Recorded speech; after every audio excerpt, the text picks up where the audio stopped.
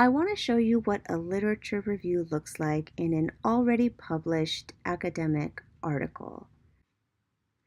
This article is called "On the Problem of Over-Researched Communities, the Case of the Shatila Palestinian Refugee Camp in Lebanon." This refugee camp suffered a brutal massacre in the 1980s and ever since has been the object of study for many researchers visiting Lebanon.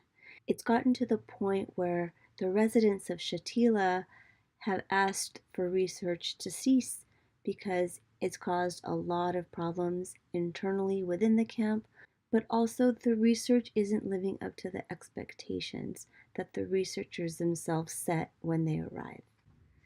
This is an anthropological study, and so it'll have one type of format for that discipline, but most academic articles follow a similar outline.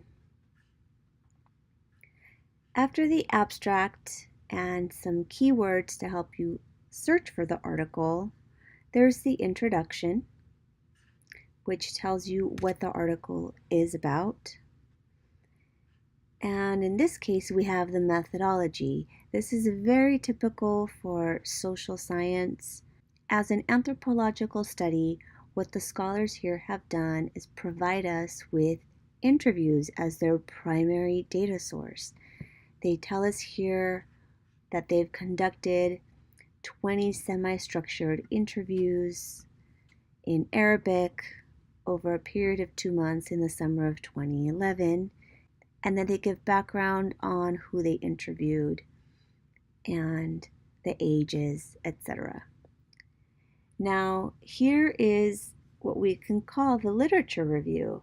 It's not called the literature review in this article. The authors, like many authors, have decided to give it a more meaningful subheading.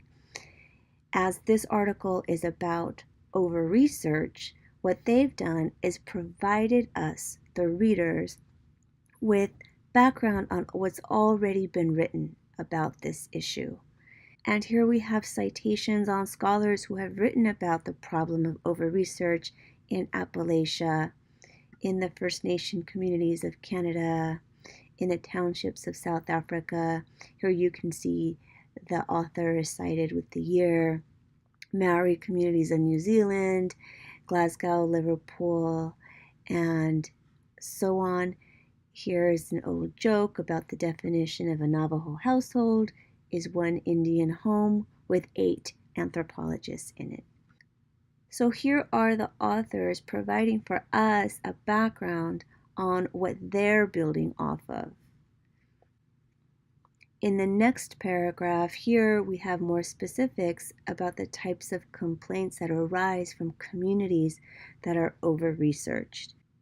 Here, for example, is a complaint that this type of research is linked to European imperialism and colonialism, that it benefits the lives and careers of the researchers, but leaves the lives of those being researched unimproved in any significant way.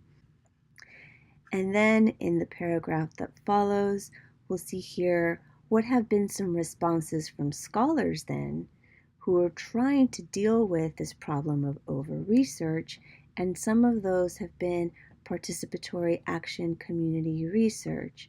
And here then the authors talk about the problems with some of these interventions and how they still have gaping holes that don't truly address the issues. And so in this article, that's something that the authors are going to try to do by using the voices of those that are over-researched, in this case in a Palestinian refugee camp in Lebanon. And so then the article there stops with the literature review, and now we are given a background of that refugee camp in the context of it being an over-researched neighborhood. Here we get a really nice background of what the context is, and now in the next section we start to get the voices of those that were interviewed by the scholars. And this is then the meat of the research that they provide us with. And they do it in a couple of sections. And finally, they conclude. So you see here in the entirety of this academic article how that literature review, we scroll back up to where it was, the problem of over-research, how tight it was. These authors did a lot of reading and they were able to condense all of that literature into a narrative for us.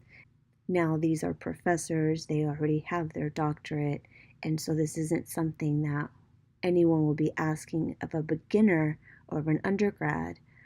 But just as an example, this is what a literature review should do. It should let the reader know what's already been researched, what some of the debates within that are, in this case, what some of the interventions were as well, and then any additional gaps that still haven't been addressed that then the scholars themselves are going to try to fill.